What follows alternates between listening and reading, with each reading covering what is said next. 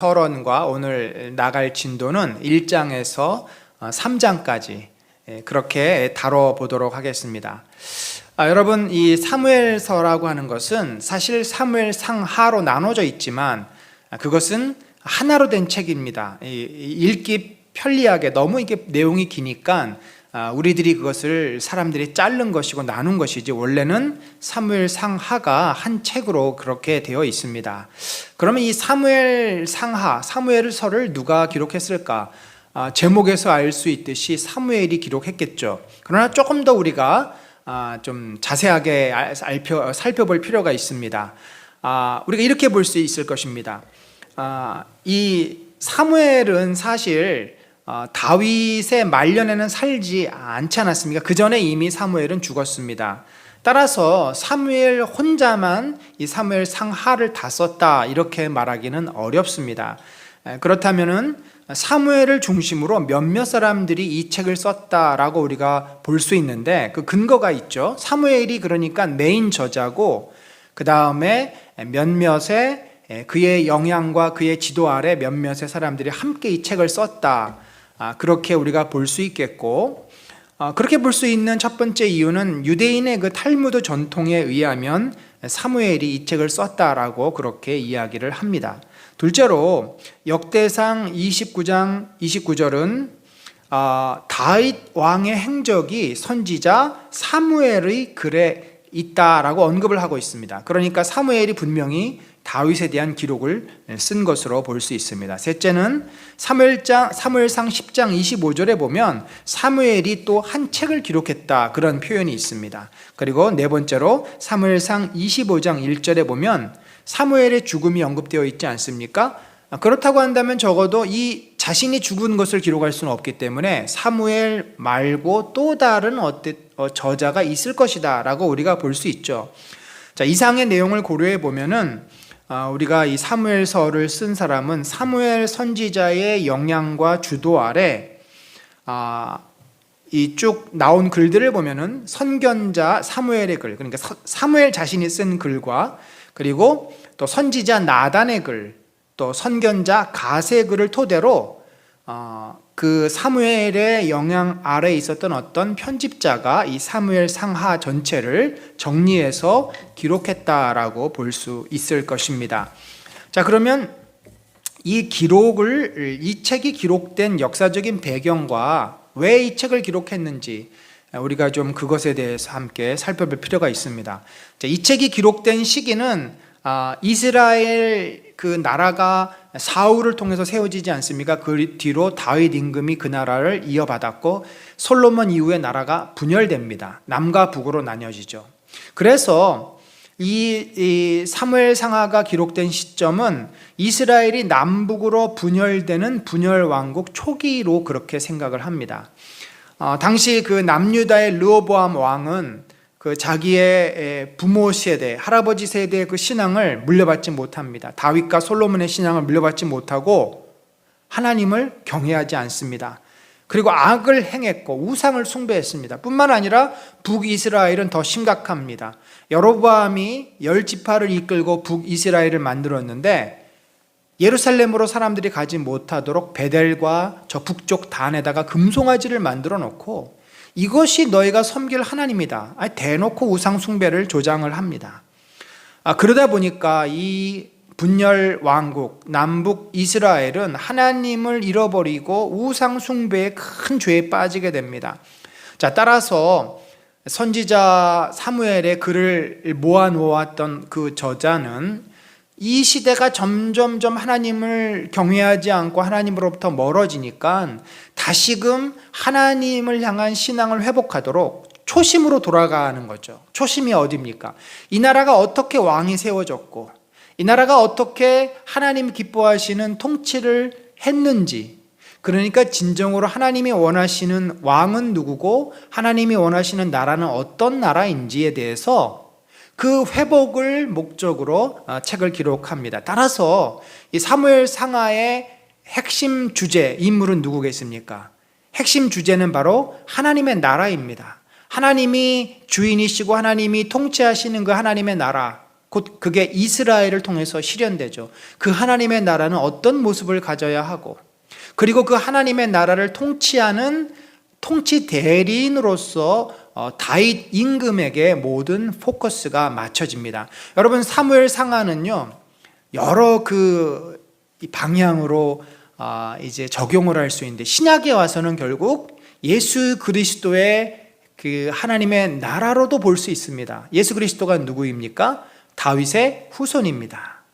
그래서 예수님을 통해서 이루어지는 하나님의 나라가 바로 미리 구약의 사무엘 상하에 이루어지는 하나님의 나라로 볼 수 있겠고, 결국 우리들 성도들에게 구약 시대에 기록된 책이지만 적용이 된다면, 우리가 이 세상 나라 속에 살지만 이 속에서 어떻게 하나님의 나라, 다윗 임금처럼 하나님의 나라를 어떻게 세워갈 것인가, 그것을 배우고 그 원리를 깨달을 수 있는 매우 중요한 책이다라고 볼 수 있을 것입니다. 따라서 저자는 처음 왕이 세워졌던 시대로 돌아가서 어떤 상황에서 이스라엘이 세워졌고 왕이 또 세워졌으며 그 왕은 하나님 앞에서 어떻게 나라를 통치해야 되는지를 말하고자 이 책을 기록한 것입니다. 결국 저자는 하나님의 말씀에 순종하여 하나님과 언약을 잘 지켰던 다윗 왕은 그 나라, 곧 하나님의 나라죠, 그 나라를 견고하게 세웠고, 반면에 하나님께 불순종한 사울, 하나님과의 언약을 깨트린 사울은 결국 어떻게 됐습니까? 하나님의 나라를 세우지 못합니다. 하나님의 나라가 아니라 그의 관심은 자기의 나라를 세우려고 했습니다. 내 왕국을 세우려고 했습니다.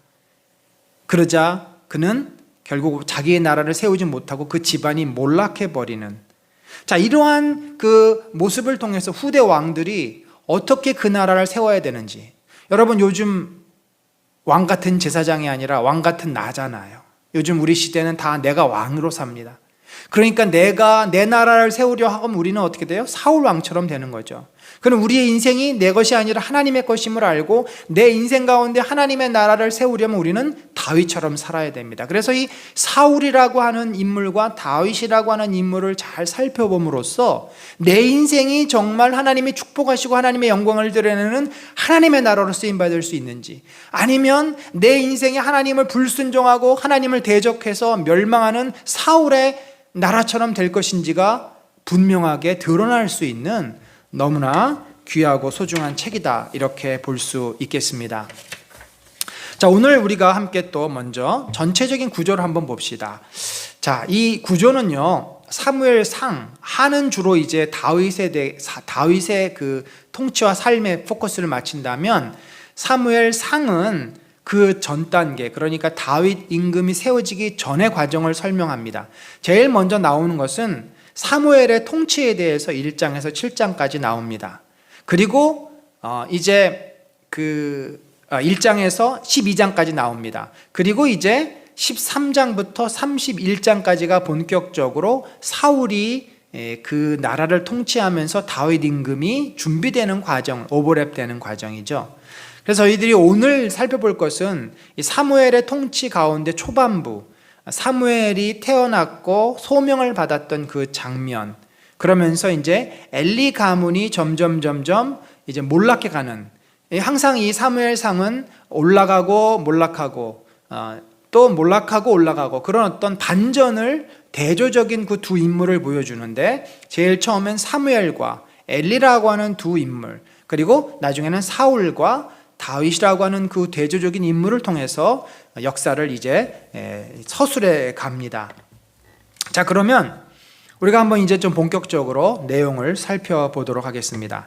여러분 기억나시죠? 우리가 마가복음 공부할 때 제가 항상 본문의 구조를 말씀을 드렸는데, 마가복음도 우리가 그 문학적인 장르에 의하면 내러티브라고 합니다. 내러티브라고 할 수 있어요. 복음서지만 내러티브입니다. 이 사무엘 상하는 대표적인 구약의 내러티브입니다. 내러티브라고 하는 것은 이야기체입니다. 기승전결이 있고 그 내용에 어떤 저자가 의도하는 구조가 있습니다. 그래서 그 구조를 찾아내면 훨씬 더 내용을 이해하기가 쉽습니다. 자, 그러면 오늘 우리가 이제 살펴볼 이 구조는요, 1장과 2장과 3장을 우리들이 살펴볼 텐데, 1장과 2장과 3장에서 세 가지 구조를 발견을 하게 됩니다. 첫 번째, 1장과 2장 앞부분까지의 구조인데 전형적인 대조가 되는 키아즘, 대조 키아즘입니다. 대조되는 이 서로 병행, 서로 이렇게 반으로 접을 수 있는 대조가 되는데, 자, 제가 색깔로도 구분을 했습니다. 빨간색과 오렌지색으로 되어 있는 것은 이 한나의 마음을 표현한 것이고, 또 파란색으로 또 이제 표현한 것도 한나의 마음인데 그 상황이 다르죠. 빨간색으로 있을 때는 한나의 고통의 때, 파란색으로 했을 때는 한나의 기쁨의 때, 서로 대조가 됩니다. 자, 맨 앞에 자식이 없어서 한나가 어땠습니까? 고통 가운데 있었습니다. 그러다가 자식을 하나님께 구하죠. 서원하면서 구합니다. 그가 어떤 소망과 희망을 갖습니다. 그리고 드디어 하나님께서 자식을 주셨습니다.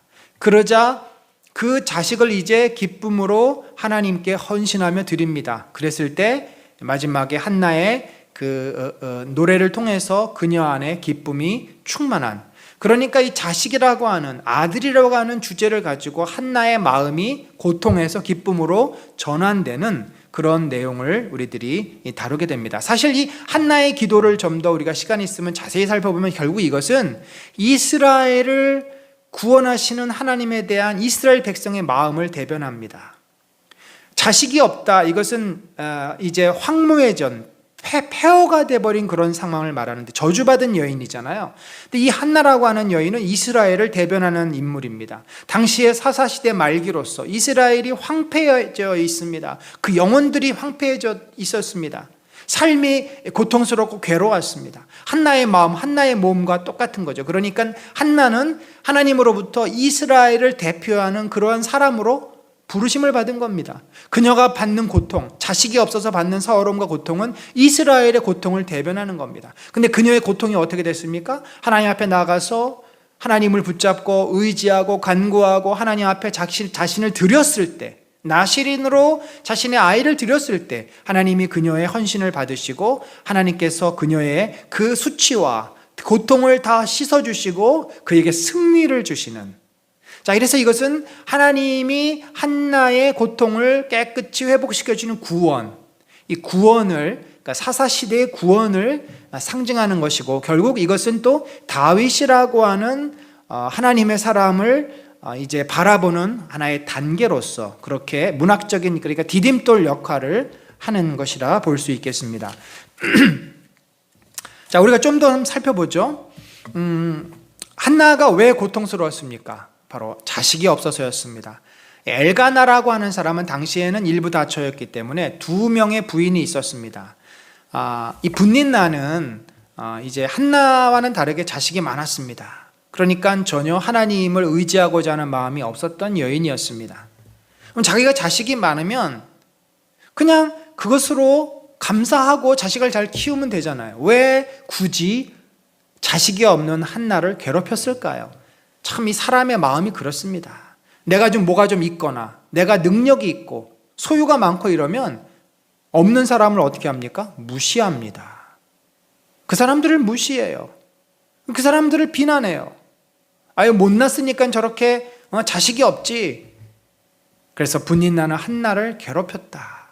너는 하나님의 저주를 받아서 이렇게 자식이 없는 거야.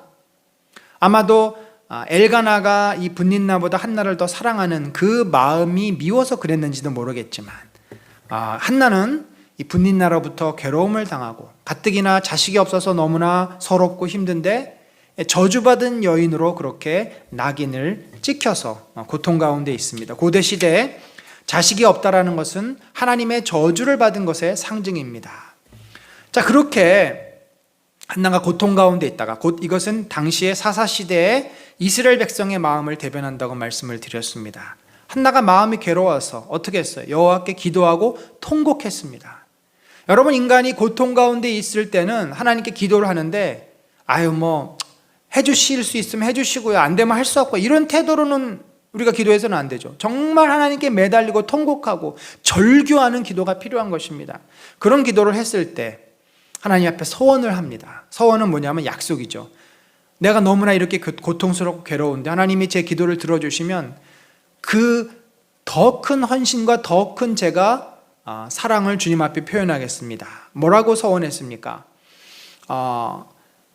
여호와여, 만일 주의 여종의 고통을 돌보시고 나를 기억하사 주의 여종을 잊지 아니하시고 주의 여종에게 아들을 주시면, 이 기억하다라고 하는 것은 하나님이 자비를 베푼다, 은혜를 베푼다 하는 관용구죠. 잊어버리지 않고, 하나님께서 잊어버리지 않으면 반드시 하나님은 그 영혼을 돌보신다라는 그런 믿음의 표현입니다. 주시면 내가 그의 평생에 그를 여호와께 드리고 삭도를 그의 머리에 대지 아니하겠나이다. 자, 여기 우리가 두 가지 얘기할 수 있습니다. 먼저 여호와께 드리는데 삭도를 그의 머리에 대지 아니한다. 여러분, 성경에서 머리를 길러가지고 유명해진 사람 있지 않습니까? 장발족 중에 아주 제일 힘센 사람, 삼손이죠. 삼손이 어떤 인물이었냐면 나시린이었습니다. 나시린이라고 하는 것은 구별된, 삼손의 부모가 여호와의 사자로부터, 마노아가 여호와의 사자로부터 계시를 받을 때 나시린으로 구별해라, 그런 계시를 받습니다. 그래서 삼손도 머리를 자르지 않았어요. 근데 결국 그가 이 머리를 바세바 맞나요? 바세바가 아니라 갑자기 생각이 안 나네요. 그 머리를 머리에서 힘이 나온다는 것을 알려줌으로써 그 머리가 잘리잖아요. 그건 뭘 상징해? 자기 나시린으로서의 그 헌신된 마음을 포기해버리는 그런 것을 의미합니다. 여기서도 삭도를 그의 머리에 대지 않는다. 그 얘기는 뭡니까? 나시린으로 사무엘을 드리겠다. 이 나시린은 좀 다릅니다만, 뭐 제사장이라든지 요즘을 생각하는 목회자라는 개념하고 좀 달라요. 나시린은 그냥 주님 앞에 성전에서 봉사하는 구별된 삶을 사는 거예요. 자기가 농사를 져도 구별된 삶을 사는 거예요. 그래서 삭도, 머리를 자르지 않고 독주를 마시지 않고 시체에 손을 대지 않고 몇 가지 이제 규정이 있죠.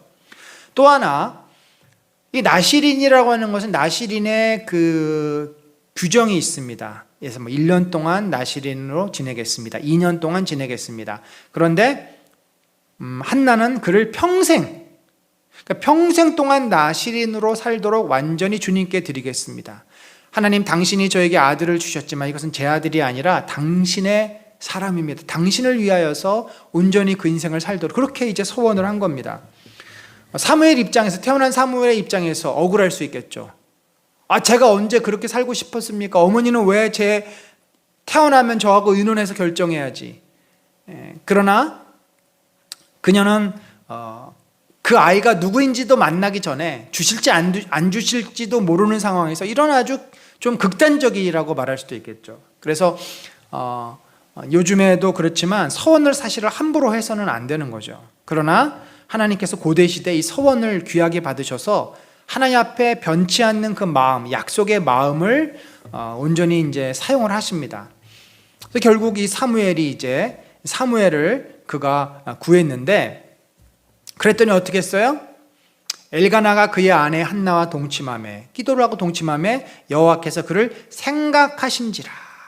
자, 이 생각하신지라도 아까 기억하다라는 뜻이에요. 원래 이 원어 자카르라는 단어입니다. 그러니까 그를 기억하셨다, 이런 뜻이에요. 그러니까 한나가 저를, 이 여종을 기억하여 주옵소서, 저를 생각하여 주옵소서, 저를 좀 배려하여 주옵소서, 저에게 은혜를 베풀어 주옵소서, 그런 말이죠. 그러니까 하나님께서 이제 그녀의 그 고통, 여러분, 이스라엘 백성이 애굽에서 고통을 당할 때 하나님이 어떻게 하셨어요? 그 조상과 맺었던 언약을 기억하셨어요. 그때도 그 기억했다라는 말이 쓰여집니다. 하나님께서 그들의 고통을 기억하시고 생각하시고 안타까워하시고 은혜를 베푸셨다는 말입니다. 그래서 이제 드디어 한나가 임신을 합니다. 임신을 했다라고 하는 것은 이 황폐화된, 태가 끊어진 저주받은 여인이 하나님의 은혜로, 하나님의 자비로 그 태가 다시 열리고 문이 열리고 그 황폐된 광야 같은 인생의 삶이 푸른 초원처럼 물이 그곳에 비가 내리고 풀이 돋고 변화되는, 생명이 움트는 바로 그러한 역사를 말합니다. 그래서 구약에서 이 여인이 아이를 낳지 못한다고 하는 상징은 바로 하나님을 떠난 백성이 갖게 되는 그 영적 삶의 황폐함을 말하는 것이고, 아이를 갖는다는 건 생명을 얻잖아요. 하나님이 함께 하심으로 갖게 되는 영원한 생명, 하나님의 축복을 상징합니다. 한나가 드디어 아이를 낳고 이름을 사무엘이라 하였다. 그런데 그 이름의 뜻을 뒤에 설명해. 이는 내가 여호와께 그를 구하였다. 이 샤마르라고 하는 단어는 ask라는 말입니다. 구하다. 그리고 하나님께 구했다. 누구를? 아들을. 그래서 하나님께 구했는데 주신 자식이다. 그래서 사무엘이라고 그렇게 이름을 지었습니다. 그리고 한나가 어떻게 했어요? 아이가 조금 자라니까 젖대고 나서 한 두세 살 이후에 아이를 이제 성전에서 자라게 합니다. 그러니까 아마 우리 개념으로 하면은 어린이집 갈 쯤 나이에 성전에 소속된 그 어린이집에 보낸 거예요. 그러니까 성전에서부터 어린 시절부터 사실 참 인간적으로 보면 좀 잔인하죠. 어떻게 그 어린애를 부모에게 품에서 떠나보낼 수 있겠습니까? 그래서 이 부모는 매년마다 아마도 그 성전, 그 라마라고 하는 사무엘에 있는 집과 이 성전이 있었던 곳이 그렇게 멀지 않았던 것 같아요. 몇 킬로 아주 먼 거리가 아니었기 때문에 그 성막을 향해서 이 부모가 자주 가지 않았을까 그렇게 생각을 합니다. 그리고 나서 이 자식을 하나님께 바치고 한나가 얻었던 그 기쁨, 한나가 그 수치를 다 없애고 얻었던 기쁨을 이제 노래하는데, 이 한나의 노래는 앞으로 있게 될 이스라엘 나라가 하나님의 은혜 가운데 있을 때 어떻게 회복되고 어떻게 영광스러운 나라가 될 것인지를 고백하는, 그러니까 단순히 한 여인의 고백이라기보다 하나님의 그 은혜가 어떻게 이스라엘 백성에게 임하게 되는지, 하나님이 어떤 분인지를 선포하는 구원의 노래다라고 볼 수 있습니다. 거기 보면 6절 7절에 그렇게 되어 있어요. 하나님은 생명과 죽음, 생사를 주관하시는 분이고, 또 하나님은 인간의 가난과 부와 또 명예와 또 그 수치도 주시는, 그래서 가난하게도 하고 부하게도 하고 낮추기도 하고 높이기도 하고, 그러니까 하나님께서 인간의 모든 생사화 복을 주관하고 계시는 그런 만군의 하나님임을 고백합니다. 근데 그런 하나님께서 어떻게 했어요? 여호와를 대적하는 자는 산산이 깨어지고 부수고 하늘에서 우레로 그들을 치시고, 여호와께서 땅끝까지 심판하신다는 거죠. 하나님을 대적하고 교만한 자는 하나님이 치시고, 또 하나님께서 하나님께 경외하는 자, 하나님의 은혜를 사모하는 자, 또 여기 보니까 자기 왕에게 힘을 주시며, 자기 왕은 바로 하나님의 뜻 아래에 있는 왕들이죠. 자기의 기름 부음 받은 자, 그러니까 하나님을 위해서 세워진 왕들은 기름 부음 받은 자의 뿔을 높이시리로다.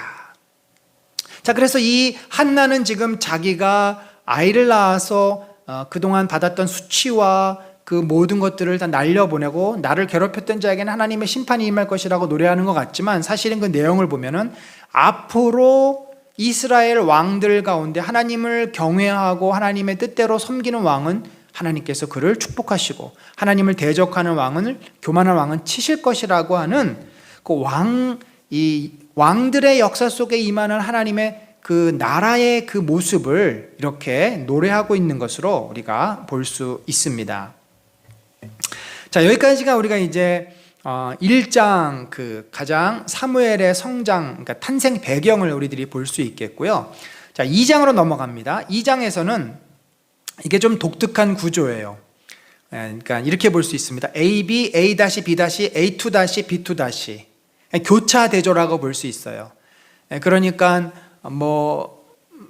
그 앞에 보면은 키아즘을 이렇게 반으로 딱 접으면은 가운데 이 샌드위치 가운데 햄이 있고 계란이 있고 양쪽에 빵이 있듯이, 그런데 이것은 빵 한쪽 치즈 한 장, 또 빵 한쪽 치즈 한 장, 빵 한쪽 치즈 한 장, 이런 식으로 똑같이 이렇게 올린 그런 형태라고 볼 수 있습니다.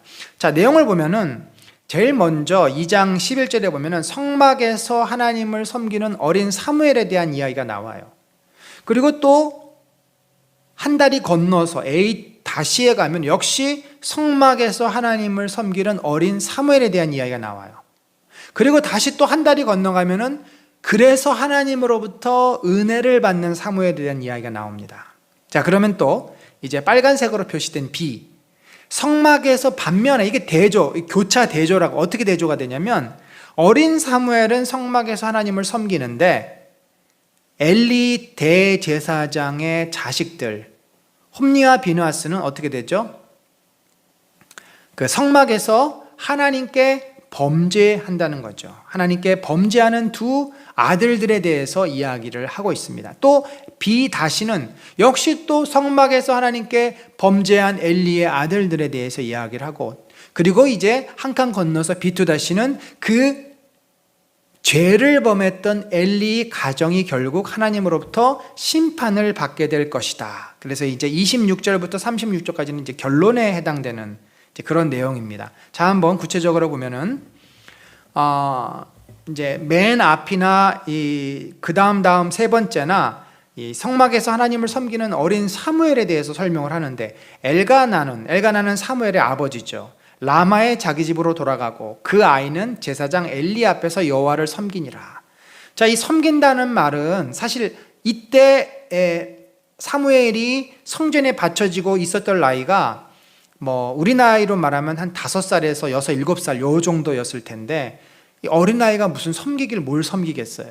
이 섬긴다는 것은 봉사한다 그런 뜻입니다. 이렇게 이제 돌본다, 뭐 가서 수고한다, 일한다, 봉사한다 그런 의미인데, 이 아이가 아마 거기 있으면서 이제 선지자 혹은 제사장으로서의 기본적인 이제 그 훈련을 받은 거겠죠. 그러면서 아마도 어린 시절부터 이제 잔심부름부터 하면서 그렇게 어린 시절을 그곳에서 보냈던 것 같습니다. 그러면서 또 사무엘은 어렸을 때, 자, 이제 이 어렸을 때라고 하는 것은 조금 더 성장했겠죠. 뭐 초등학생 때 정도 세마포 에봇을 입고, 자, 세마포 에봇은 누가 입는 겁니까? 제사장이 입는 거예요.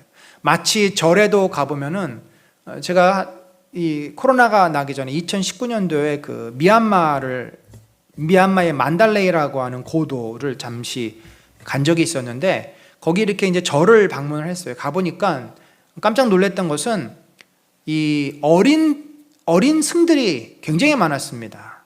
보면 이 아이들이 천진난만하게 막 보통 뭐 중들이 막 뛰어다니고 그러지 않잖아요. 좀 근엄한 표정을 하고. 근데 이 아이들은 뭐 자기들끼리 웃고 장난치고 막 왔다 갔다 하고, 그런 우리가 이렇게 볼 때 한 뭐 10살에서 뭐 9살, 10살 혹은 11살 정도 되는 그런 어린 중들이 그 절에 많이 있었습니다. 그래서 제가 선교사님한테 물어봤더니 여기는 그렇게 어렸을 때부터 절에 가서 몇 년씩 그렇게 수행을 하기도 하고, 평생 있는 경우도 있지만 뭐 그렇게 딱 나오기도 하고 그런 경우들이 종종 있다고 합니다. 아마 사무엘도 그렇게 이제 초등학교 시절에 제사장 옷을 입고 정말 성전에서 이제 잔심부름하며 이제 옆에서 보고 배우는 거죠. 그렇게 사무엘이 자랐다는 것입니다. 그러자 하나님께서 어떻게 했어요? 26절에 보면은 아이 사무엘이 점점 자라매 아이가 이제 청소년이 되고 청소년이 청년이 된 것이죠. 여호와와 사람들에게 은총을 더욱 받더라. 하나님께서 그를 정말 귀한 하나님의 사람으로 이렇게 세워 가시는 겁니다. 하나님께서 그를 정말 그 시대를 책임질 수 있는 하나님의 사사로서, 지도자로서 세우는 것이고, 사람들에게도 이제 인정을 받는 사람으로 자랄 수 있도록, 이렇게 하나님은 지금 기존의 엘리 제사장과 그 자녀들이 하나님의 뜻대로 순종하며 그 직무를 감당하지 못하자 하나님께서 그 뒤를 이을 하나님의 사람을 키우신 것이죠. 누구를 통해서? 한나의 헌신된 그 한나의 헌신을 통해서. 그래서 우리가 이렇게 보면은 하나님께서 어떤 역사를 이루어 가실 때는 반드시 누군가를 준비시키십니다. 근데 그 누군가가 어떻게 준비되느냐? 잘난 사람, 능력 있는 사람이 아니에요. 정말 고통과 절망 가운데 하나님 앞에 나와 온전히 자기 자신을 드리는 그런 헌신된 사람들을 통해서 남들이 볼 때는 참 네가 뭘 해? 너까짓 게 뭘 해? 너는 하지 마 라고 말할 수 있는 그런 사람이지만, 한나는 사실 저주받은 여인이잖아요. 그런 사람들의 그 헌신을 통해서 하나님은 하나님의 일을 이루신다는 거죠. 자, 반면에 성막에서 하나님께 범죄한 엘리의 그 아들들이 행했던 악행에 대해서 구체적으로 기록을 합니다. 그들이 두 가지 큰 죄를 범하는데, 뭐 정확히 말하면은 엘리 제사장이 이제 지은 그 엘리 제사장이 지은 죄는 세 가지입니다만 아들들이 지은 죄는 두 가지가 나오고 있어요. 첫 번째는 어떻게 했냐면 제사를 드리고 고기를 이제 삶습니다. 제사 드린 고기, 제사를 다 번제로 태우지 않고 남는 고기, 태우지 않은 고기가 있을 때 그것을 삶아서 그걸 먹잖아요. 당시에는 이제 삶아서 먹게 돼 있는 제사 고기가 있었는데, 그러면 원래 제사를 드리러 온 그 이스라엘 백성과 제사장이 그 고기를 적당히 나누게 되어 있습니다. 뭐 오늘날도 고기가 그렇게 뭐 싼 음식은 아닌데 당시에는 굉장히 귀한 음식이죠. 그런데 이것을 어떻게 했냐면 새갈고리라고 해서 큰 갈고리로 그 삶는 고기에 갈고리를 넣어서 큰 덩어리를 먼저 취하는 겁니다. 그럼 어떻게 될까요? 제사를 드렸던 고기 주인은 얼마 못 가져가는 겁니다. 아니 뭐 완전히 아무것도 못 가져갈 수도 있어요. 그 얘기는 뭐냐면 탐심을 가지고 탐욕스럽게 제사를 드리러 온 사람들의 것을 빼앗아 버렸다는 거죠. 원래는 그렇게 하면 되지 않고 제사를 드린 사람이 먼저 가져가고 나머지 준 것을 자기가 받게 돼 있는 겁니다. 또 하나는 뭐냐면 역시 이제 제사를 드리는 그 제사 현장에서 나온 일인데, 자, 기름을 태우기 전에 먼저 이제 동물을 이렇게 각을 뜨지 않습니까? 뭐 기름과 또 이 고기와 내장을 다 구별을 해서 기름을 먼저 태우는데, 그 기름을 태운다는 얘기는 뭐예요? 하나님께 이제 번제물로 드리러 온 거잖아요. 제물로 드리기도 전에, 고기를 해체해 놓고 지금 번제단으로 가지고 가기도 전에 그 고기를 달라고 그러는 겁니다. 여러분, 이 고기는 누구 겁니까? 하나님께 지금 바쳐야 될 거잖아요. 근데 하나님께 바쳐야 될 것을 자기가 스틸해 가는 거죠. 이렇게 되어 있는 건, 제사장의 사환이 와서 제사 드리는 사람에게 이르기를 제사장에게 구워드릴 고기를 내라. 그가 내게 삶은 고기를 원하지 아니하고 그 날 것을 원하신다. 그러니까 기름을 먼저 태워놓고 그 다음에 이 고기를 삶던 굽던 나누던 어떻게 해야 되는데, 그러기도 전에 먼저 와서, 그러니까 이 얘기는 뭐냐면 지금 하나님께 제사를 드린다라는 개념도 없어요. 그냥 자기 거 먼저 가서 취하려고 하는 아주 그 도둑심보인 거죠. 이렇게 그러자 이제 그 제사 드리는 사람이 이게 아니라는 걸 알잖아요. 그가 뭐라 그래요? 먼저 기름을 태운 후에 내 마음에 원하는 대로 가지라.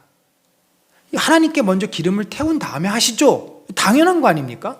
그런데 오히려 제사장들이 어떻게 해요? 제사장이 종은 결국 제사장 시킨 거잖아요. 그가 말하기를 아니라 지금 내게 내라. 그렇지 아니하면 내가 억지로 빼앗으리라. 아주 날강도도 이런 날강도가 없습니다. 뿐만 아니라 이 엘리의 아들들은 성막에서 수종드는 여인들과 동침하였다. 이건 있을 수도 없는 일이죠. 성막은 어떤 곳입니까? 회막은 어떤 곳이에요? 하나님이 계시는 가장 거룩한 곳에서 그 여인들을 겁탈하고 여인들과 행음했다라고 하는 것은 정말 하나님을 무시해도 이런, 하나님이 계시지 않다고 생각을 하는 거죠. 하나님이 있어도 난 안 무섭다고 생각하는 겁니다. 두려움이 없어요. 정말 간이 배 밖에 나온 것입니다. 이런 죄를 그 당시에 저질렀다라고 하는 것은 결국 이것은 뭘 말하냐면, 아니 대제사장의 자식들이 이렇다. 그 얘기는 그 당시에 사람들의 영적인 수준, 윤리적인 수준이 지금 어떠한지를 그대로 노출시키고 있습니다. 그러니까 대부분의 이스라엘 사람들은 사사시대 지금 후반부 자기 소견에 오른 대로 살고 정말 삶도 엉망진창이지만 한나처럼 마음에 괴로움이 있는 사람들은 여호와 앞에 나와 눈물로 기도하는 것이죠. 여러분, 오늘날도 마찬가지입니다. 오늘날이 사사시대 아닙니까? 교회를 다녀도 자기 하고 싶은 대로 사람들이 다 하고 살아요. 윤리적으로 전혀 세상 사람들과 구별이 없습니다. 그런데 또 그 가운데는, 이 교인들 가운데는 힘들고 아픔이 있고 고통이 있는 사람들은 눈물로 주님 앞에 나와 기도하며 하나님의 은혜를 구합니다. 마치 그 시대가 오늘 시대랑 별로 다를 바가 없어 보입니다. 결국 하나님께서는 이러한 엘리 집안을 이제 심판하시는데 세 가지 죄를 물어서 심판하십니다. 29절 이하에 보면은 너희는 어찌하여 내가 내 처소에서 명령한 내 제물과 예물을 밟냐. 이 밟다라는 발로 차다라는 뜻인데, 발로 걷어차다라고 하는 건 뭐예요? 하나님을 발로 걷어찬다는 건 뭐예요? 하나님을 하나님으로 여기지 않는 거죠. 아주 신성모독죄입니다. 하나님을 무시하고 경멸하는 태도입니다. 마치 하나님을 우상처럼 대하는 겁니다. 하나님이 세워놓은 이 제사의 질서를 완전히 무시하고 파괴해버리는, 정면으로 하나님과 도전하고 대적하는 그런 행위를 말합니다. 두 번째로 교만의 죄를 들 수 있는데, 내 아들을 나보다 더 중히 여겨. 여러분, 여기 중히 여긴다라고 하는 것은 카바드라고 하는 단어인데, 이게 영광을 돌리다라는 단어로도 쓰입니다. 그러니까 중히 여긴다는 건 중요하게, 소중하게 여긴다는, 가치를 둔다는 거예요. 지금 엘리도 자기 자식들이 죄를 범했으면 그들을 심판해야 합니다. 그게 제사장의 책무예요. 그런데 하나님을 경멸한 그들을 그대로 놔둡니다. 감싸고 돕니다. 결국 그의 마음에도 하나님을 경외하는 마음이 없는 거죠. 인간이 마치 자기가 하나님 것처럼 되어서 교만해져서 하나님을 무시하고 경멸하는 교만의 죄. 마지막으로 탐욕의 죄. 내 백성 이스라엘이 드리는 가장 좋은 것으로 너희들을 살찌게 하느냐. 아까 보았죠? 삶은 고기를 다 빼앗아가고 또 하나님께 기름 태우기도 전에 고기를 빼앗아가는, 그 이스라엘 백성들도 같이 나눠 먹어야 되는데 자기들만 다 가져가 버리는 아주 정말 탐욕스러운 모습입니다.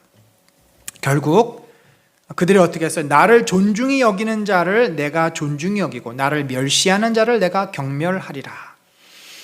하나님께서 결국 이 엘리와 엘리의 두 아들들이 지은 죄를 자신을 존중히 여기지 않았다. 하나님을 하나님으로 인정하지 않았다는 거예요. 여기 존중히 여기다가 바로 카바드라는 단어입니다. 그러니까 하나님께 영광을 돌리다는 단어예요. 우리가 하나님께 영광을 돌리다라고 하는 것은 하나님을 하나님으로 존중하고 인정하는 것입니다. 하나님, 당신은 진정으로 하나님이십니다. 그렇게 고백하는 거예요. 하나님은 어떤 분입니까? 우리를 창조하신 분이에요. 우리와의 친구가 아닙니다. 우리가 쉽게 대할 수 있는 분이 아니에요. 그분이 어떤 말씀을 하든지 우리는 순종해야 될 대상입니다. 그런데 그런 하나님을 하나님으로 여기지 않고 그를 어떻게 했어요? 나를 멸시했다. 어떻게 멸시했어요? 발로 찼습니다. 경멸했습니다. 하나님이 세워놓은 질서를 완전히 무너뜨렸어요. 하나님의 말씀에 가장 민감하게 순종해야 될 제사장으로서 하나님의 말씀을 누구보다도 더 적극적으로 부정하고 부인하고 불순종했습니다. 그렇기 때문에 하나님께서는 나를 존중히 여기는 자, 어떤 자예요? 한나와 같은 자죠. 사무엘 같은 자입니다. 겸손히 하나님 앞에 꿇어 엎드려 주님 말씀하시옵소서. 내가 듣겠나이다. 주여, 나의 귀한 것을 당신을 위해서 드리나이다. 하나님을 하나님으로 고백하는 자, 그런 자는 어떻게 해요? 내가 존중히 여긴다. 내가 그를 들었으리라. 그를 영화롭게 하리라. 한나가 어떻게 됐어요? 사무엘을 드렸다고 해서 겨우겨우 얻은 아들을 또 드렸으니까 그녀는 계속 무자한 상태로 있었습니까? 성경에 보면은 아들과 딸을 많이 낳고 그녀가 행복하게 살았을 것을 우리들은 볼 수 있습니다.